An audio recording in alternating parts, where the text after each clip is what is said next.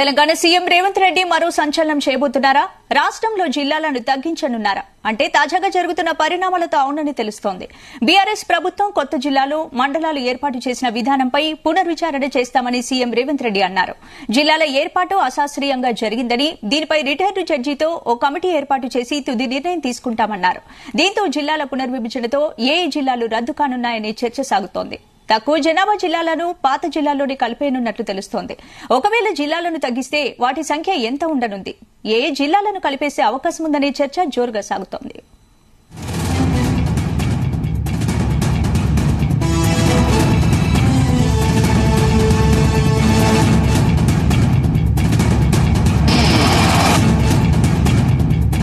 తెలంగాణ ఆవిర్భావం సమయంలో 10 జిల్లాలుండగా పరిపాలనా సౌలభ్యం పేరుతో 33కు పెంచింది కేసీఆర్ సర్కార్.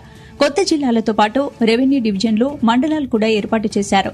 ములుగు, నారాయణపేట్, గద్వాల, ఆసిఫాబాద్, సిరిసిల్ల, జనగాం, జగిత్యాల, వనపర్తి జిల్లాలు విస్తీర్ణంలో చిన్నవిగా ఉన్నాయి. కొత్త జిల్లాలను ఏర్పాటు చేసే సమయంలో ఒక పద్దతిని అవలంబించలేదన్న విమర్శలు ఉన్నాయి. ఎవరికి పడితే వారికి అడిగిందే తడవుగా జిల్లాలను, రెవెన్యూ డివిజన్లను, చివరికి మండలాలను ప్రకటించారని చెబుతున్నారు.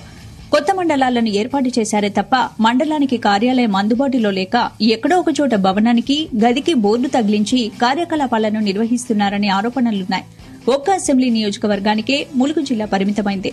కొన్ని జిల్లాల్లో 2 అసెంబ్లీ నియోజకవర్గాలు మాత్రమే ఉన్నాయి.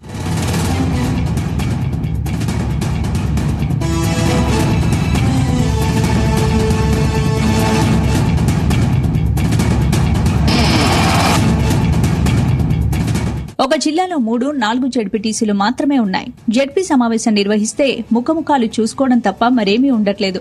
ఒక్క ఎంపీ నియోజకవర్గం పరిధిలో 7 అసెంబ్లీ స్థానాలున్నాయి. అవి కూడా 3, 4 జిల్లాల్లో విస్తరించి ఉన్నాయి. ఆ ఎంపీ ఏదైనా చేయాలంటే ఆ 3, 4 జిల్లాల కలెక్టర్లు, ఎస్పీలతో మాట్లాడాల్సి వస్తోంది. 33 జిల్లాల పేర్లు చెప్పలేని పరిస్థితి ఉందని టాక్ వినిపిస్తోంది.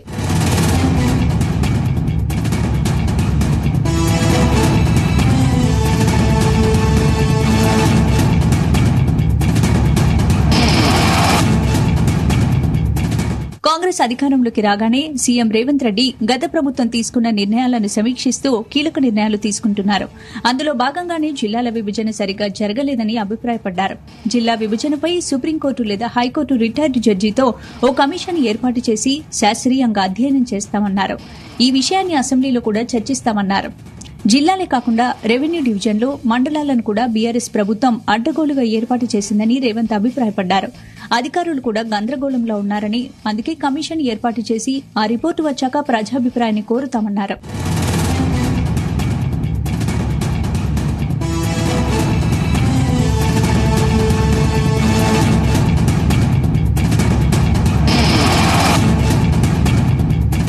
ప్రభుత్వం ప్రతిపాదిస్తున్న జిల్లాల పునర్విభజనలో ఎవరికి ఎటువంటి ఇబ్బంది లేకుండా చేయాలని ప్రభుత్వం లక్ష్యంగా పెట్టుకున్నట్లు సమాచారం.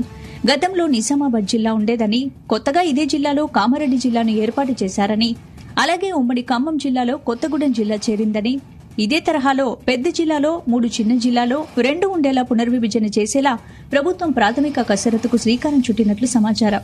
అవసరమైన చోట కొత్త రెవెన్యూ డివిజన్లను, మండలాలను కొనసాగించేలా చర్యలు తీసుకోవాలని భావిస్తున్నట్లు సమాచారం. హైదరాబాద్, సికింద్రాబాద్ జంట నగరాలను 3 లేదా 4 జిల్లాలుగా విభజించే అవకాశం ఉన్నట్లు తెలుస్తోంది.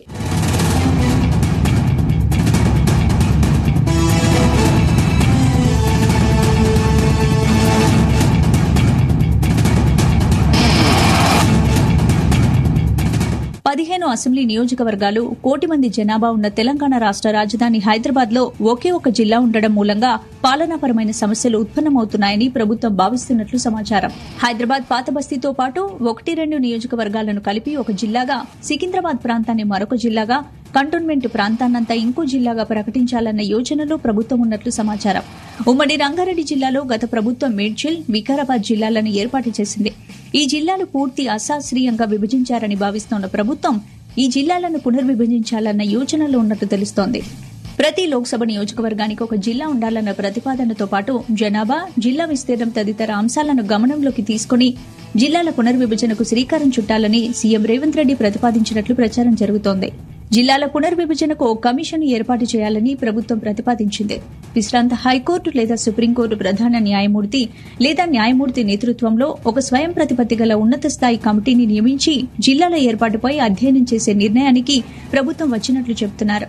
ఈ కమిటీ ఆయా జిల్లాలు, నియోజకవర్గాలు, మండలాలు, చివరికి గ్రామాలలో పర్యటించి సభలను నిర్వహించి ప్రజాభిప్రాయాలను సేకరిస్తుందని చెబుతున్నారు. ప్రజలతో ముఖాముఖి సమావేశమై వారి అభిప్రాయాలను తీసుకుని పూర్తిగా శాస్త్రీయ పద్దతిలో రాజకీయ జోక్యం లేకుండా నిర్ణయాలు ప్రకటించేలా చూడాలని ప్రభుత్వం నియమించే కమిషన్ పూర్తిగా 119 నియోజకవర్గాలను తిరిగేలా చర్యలు తీసుకోనున్నట్లు సమాచారం. అక్కడి మున్సిపాలిటీలు, మండలాలు ఎన్ని ఉన్నాయి, అర్బన్ ఏరియాలు, రూరల్ ఏరియాలు ఎలా ఉన్నాయన్న వివరాలన్నింటినీ తెలుసుకుంటారని తెలుస్తోంది. మొత్తం మీద జిల్లాల పునర్విభజన అంశం తెలంగాణలో ఇప్పుడు కాకరేపుతోంది.